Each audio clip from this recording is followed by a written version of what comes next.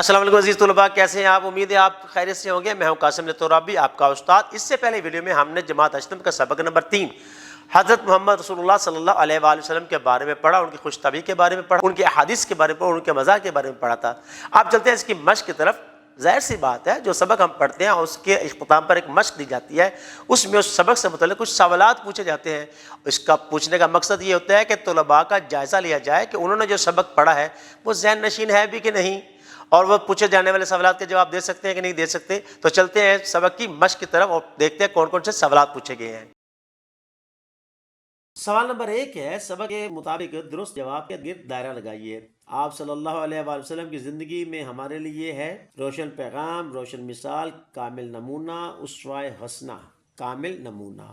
آقا کریم صلی اللہ علیہ وسلم کی مجلس ہوتی تھی سنجیدہ، پروقار و سنجیدہ، پرجلال، پرسکون۔ جواب ہے پروقار و سنجیدہ۔ آپ صلی اللہ علیہ وآلہ وسلم صحابہ کرام رضوان اللہ علیہ اجمعین کے تھے سخت مزاج دوست، سنجیدہ دوست، بھائیوں جیسے دوست، بے تکلف دوست۔ تو درست جواب ہے بے تکلف دوست۔ آپ صلی اللہ علیہ وآلہ وسلم نے فرمایا بوڑھی عورتیں نہیں جائیں گی قبر میں، جہنم میں، جنت میں، حشر میں۔ درست جواب ہے جنت میں۔ آپ صلی اللہ علیہ وآلہ وسلم نے سیدہ عائشہ رضی اللہ تعالیٰ عنہ سے مقابلہ کیا وزن اٹھانے کا، کھانا بنانے کا، دوڑ لگانے کا، گھر کے کام کرنے کا۔ درست جواب ہے دوڑ لگانے کا۔ سبق کے مطابق موضوع الفاظ لکھ کر خالی جگہ پر کیجئے۔ یقیناً تمہارے لیے اللہ کے رسول صلی اللہ علیہ وآلہ وسلم کی ذات مبارکہ میں بہترین خالی جگہ ہے۔ خالی جگہ میں آئے گا نمونہ۔ آقا کریم صلی اللہ علیہ وآلہ وسلم کی خالی جگہ میں سنجیدگی، وقار اور متانت کی فضا برقرار رہتی۔ خالی جگہ میں آئے گا مجلس۔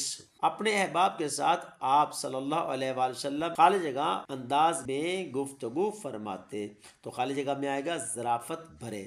آپ خاتم النبیین صلی اللہ علیہ وسلم گفتگو کے دوران ظرافت اور خوش طبعی میں بھی خالی جگہ کا دامن تھامے رہتے۔ خالی جگہ میں آئے گا اعتدال۔ حضرت ظاہر رضی اللہ تعالیٰ عنہ آپ صلی اللہ علیہ وآلہ وسلم کے دوست تھے جو آپ صلی اللہ علیہ وآلہ وسلم کو خالی جگہ بھیجا کرتے تھے۔ خالی جگہ میں آئے گا ہدیے۔ سوال نمبر 3 ہے، کالم الف کو کالم بے سے ملائیے۔ رسالت ایک متین اور سنجیدہ منصب۔ میرا مذہب سراسر سچائی اور حق ہے۔ جنت میں نہیں جائیں گی بوڑھی عورتیں۔ خوش طبعی اور خوش مزاجی کی مثال نبی کریم صلی اللہ علیہ وسلم اور سیدہ عائشہ رضی اللہ تعالیٰ عنہ کے درمیان دوڑ کا مقابلہ۔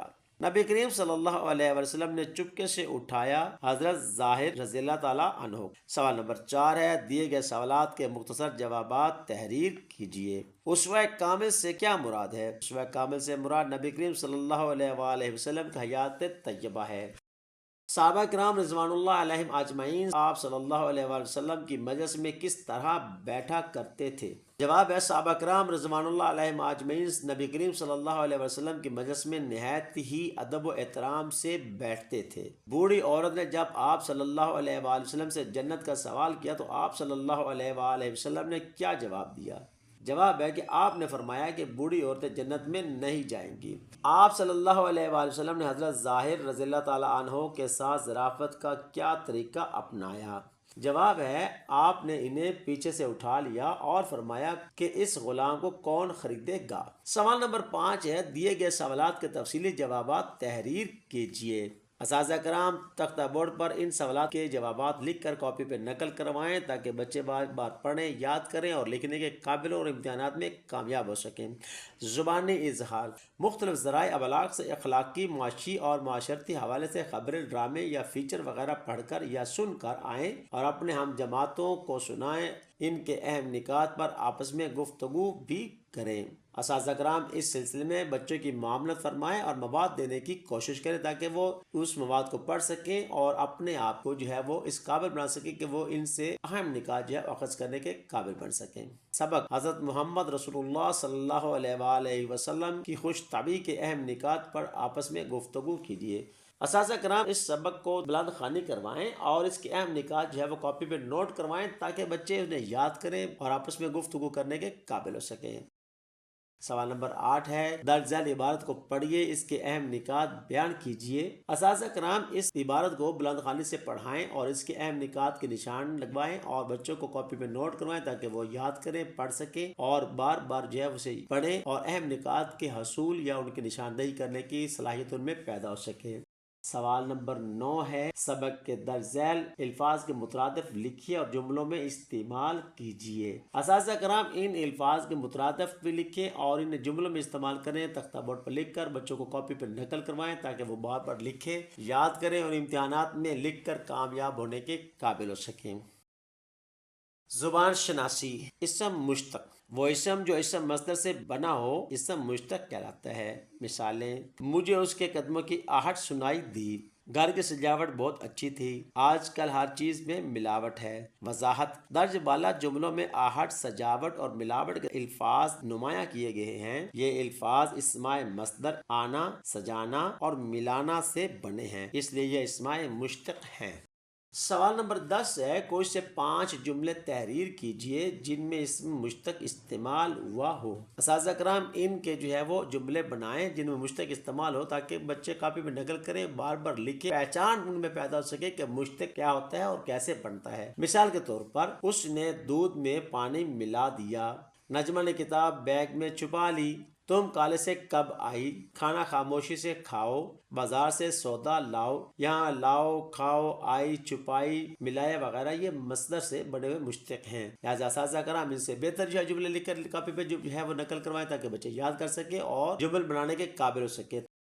تخلیقی لکھائی۔ تبصرہ، تبصرہ کو انگلش میں ریویو کہتے ہیں۔ اس سے مراد کسی کتاب، رسالے، مضمون یا فن پارے کو پڑھ کر اس کی خوبی یا خامی کے بارے میں رائے دینا ہے۔ رائے زبانی بھی دی جا سکتی ہے اور تحریری صورت میں بھی۔ تبصرہ نویس میں سب سے پہلے کسی کتاب اور مصنف کا نام، صفحات کی تعداد اور ناشر کے بارے میں بتایا جاتا ہے۔ اس کے بعد کتاب اور صاحب کتاب کا مختصر تعارف بیان کیا جاتا ہے۔ تعارف کے بعد کتاب کے علمی اور ادبی معیار کو جانچا جاتا ہے۔ اس حصے میں کتاب کی بنیادی خوبیوں اور خامیوں پر بات کی جاتی ہے اور بہتری کے لیے آراء دی جاتی ہیں۔ آخر میں کتاب کی ظاہری خوبیوں اور خامیوں کا تذکرہ کیا جاتا ہے۔ سوال نمبر 11 ہے، کسی کتاب یا رسالے سے کسی مشہور شخصیت کے بارے میں مضمون پڑھیے اور اس پر اپنا تبصرہ تحریر کیجیے۔ اساتذہ کرام اس میں معاملہ فرمائیں، رسالہ مہیا فرمائیں یا لائبریری سے ایشو کروا دیں تاکہ بچے پڑھیں اور اپنے خیالات کا اظہار کر سکیں۔ سوال نمبر 12 ہے، خوش مزاجی کے موضوع پر 2 دوستوں کے درمیان مکالمہ تحریر کیجیے۔ اساتذہ کرام اس موضوع پر مکالمہ تحریر کر کے بچوں کو فراہم کریں اور یاد کروائیں تاکہ بچے لکھنے کے قابل ہو سکیں۔ سوال نمبر 13 ہے، سبق حضرت محمد رسول اللہ صلی اللہ علیہ وسلم کی خوش طبعی کا خلاصہ تحریر کیجیے۔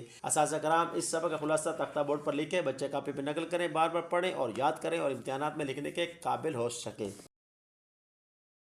جی عزیز طلباء، امید ہے آپ نے ہر ایک سوال کو بڑی توجہ اور دھیان کے ساتھ وہ اپنی بک پر نوٹ کر لیا ہوگا، کوئی سوال رہ نہیں گیا ہوگا، ہر سوال بڑی توجہ کے ساتھ لکھا ہوگا۔ اس سے آپ کی ایک بہترین نوٹ بک تیار ہوگی تاکہ آپ کو پڑھنے میں دقت نہ ہو، یاد بھی کر سکیں اور امتحانات میں اچھے نمبر بھی حاصل کر سکیں۔ اس کے بعد ملیں گے ہم ایک نئی ویڈیو میں ایک نئے وہ سبق کے ساتھ، تب تک کے لیے اپنا ڈھیر سارا خیال رکھیے، اجازت دیجیے، اللہ حافظ۔